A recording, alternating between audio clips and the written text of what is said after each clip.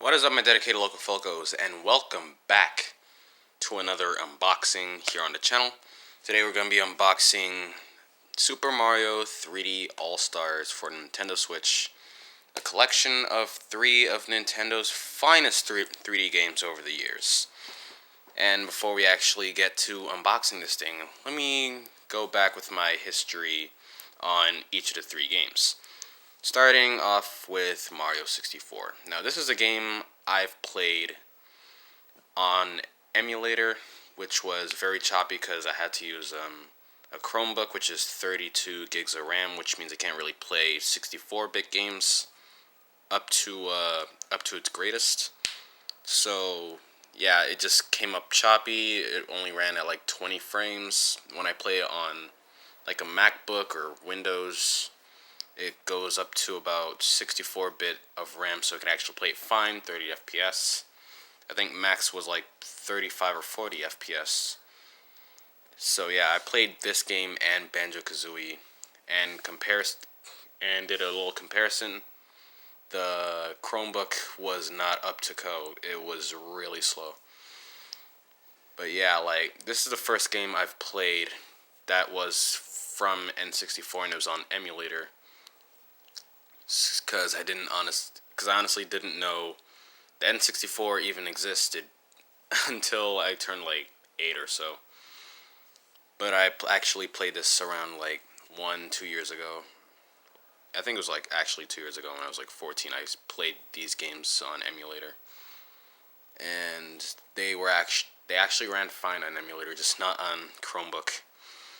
But yeah, this is gonna be my first time playing a Nintendo 64 game officially on a Nintendo licensed product console. Um, the whole nine yards. My first Nintendo 64 game. Now, Sunshine, on the other hand, is gonna be my first GameCube game I ever played, ever even touched. Because when I was younger, the GameCube was just a blur to me in my imagination. I didn't even know if the N64 existed yet. I didn't know that the SNES existed. I didn't know the NES existed. I didn't know any of Nintendo's consoles. The only consoles that I knew from Nintendo at the time were the Wii and the DS. And I got my DS first, the DSi XL, and then I got my Wii.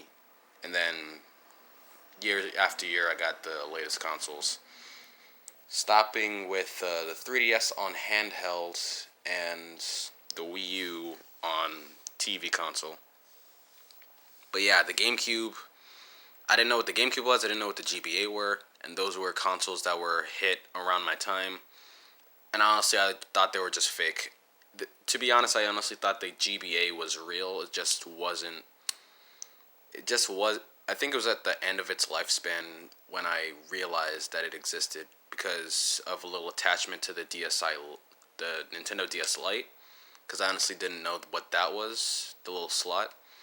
I thought it was like a memory card holder, and I honestly didn't know what the Game Boy Advance was at that time. And a little bit later down the line, I started to learn a little bit more about Nintendo, and then I realized the GameCube wasn't just a thing that was like spouted off on TV.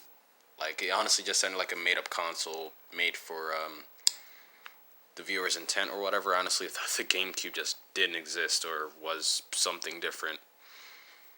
But yeah, the GameCube did exist, and I missed out on a good bit of games. Made sense because like no one really talked about the GameCube back then, and according to most people, it didn't necessarily sell well. And I can see why, because the catalogs of games had quality, but it just wasn't getting output. Like, there was no games in certain categories and series until the Wii came back out. But yeah, that's my history on the GameCube. Like, and for Galaxy, I had no excuse not to play Galaxy because I had a Wii and a Wii U. And like, I was honestly planning to get Mario Galaxy 2, but then I just said, you know what? Nah. And then about like a couple years after I made that decision on like whether or not I wanted Galaxy 2 or not. I wanted to see if I can actually play it again before, like, the Wii or the Wii U died.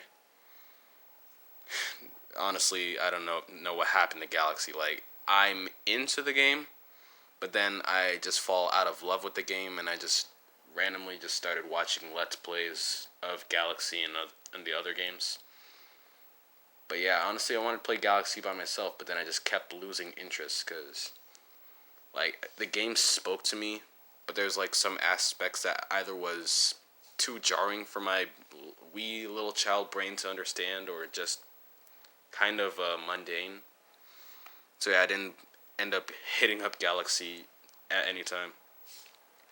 So yeah, that's those are my, like, dull down lessons on 64 Sunshine and Galaxy.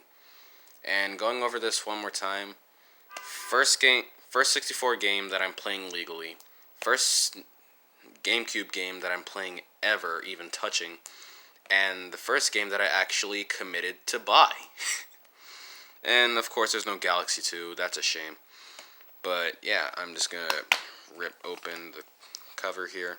And as you can see, there are snapshots for Mario getting a star here, and the rest of the game from 64. Mario getting a shine here, and the sunshine screenshots, and Mario Galaxy, Mario getting a star, and the screenshots from that game. And honestly, this is a really good poster, a really good poster.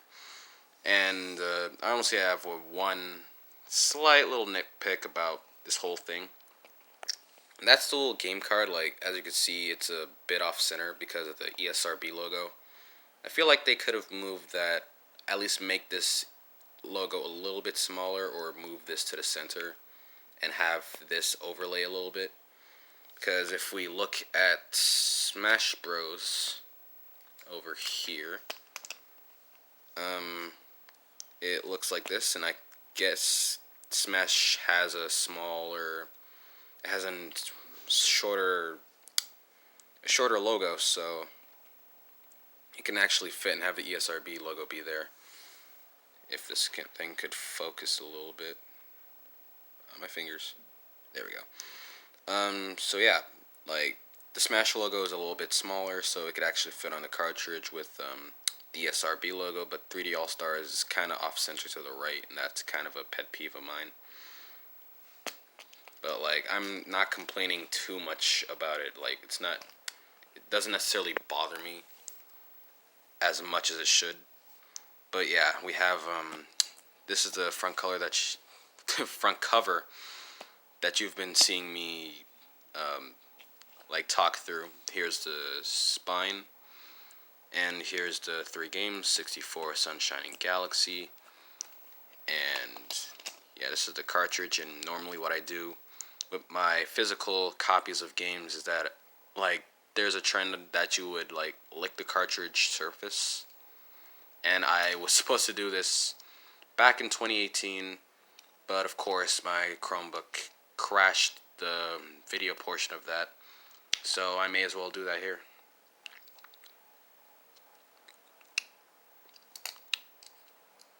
Honestly, just tastes like pen ink. Like, I guess I'm used to tasting pen ink from, like elementary, middle school, because sometimes, like, ink would explode over my hands when I write, because they were bad pens, but they had good ink quality. So it would spill on my hands, and I would try to, like, use my saliva and, like, wash it off. But then I ended up tasting the pen ink, and honestly, it didn't taste too bad.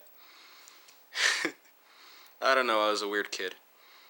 But anyway, we're gonna wipe down the surface of the thing, plug this in, and yep, Mario 3D All-Stars. So we are gonna start the game. We're not gonna do a let's play of this game just yet. Maybe in the future, but for now I'm gonna play this on my own time. I'm gonna start this up, put this up, and holy crap, the load time is that fast. It literally took 1 second after the Switch logo just came up. 1 second. This is a fast load time.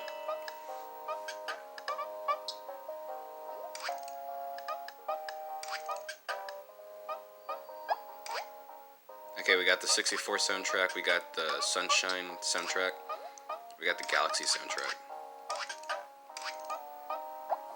Wait, hang on. Can I go back? Oh, let me try something. Let me try something here.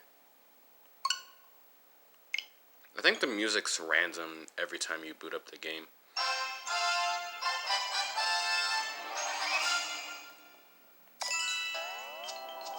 Yeah, the music changes randomly. I think it's based on, like, preference or whatever. Yeah, because I had the original Mario Bros thing pop up here. Let me see if I can find that. Battle Rock, Beach Bowl, Boy Base, Gusty.